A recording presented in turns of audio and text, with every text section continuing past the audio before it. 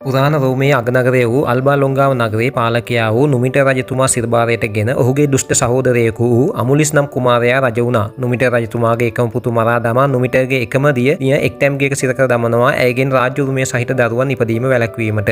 නමුත් එක්ටැම්ගේක සිරකර සිටින මෙම රියා සිල්වියා නම් කුමරියට නිවුන් දරුවන් උපදිනවා මාස් දෙවියන්ගෙන්. රොමියුලස් සහ රීමස් යන නිවුන් දරුවන් ඉපදුණු බව දැනගන්නා දුෂ්ට අමුලිස් රජතුමා කෝපාවිෂ්ඨ වී සේවකයෙකුට අණ කරනවා මෙම දරුවන් දෙදෙනා ටයිබර් ගඟේ ගිල්වා මරා දමන ලෙස.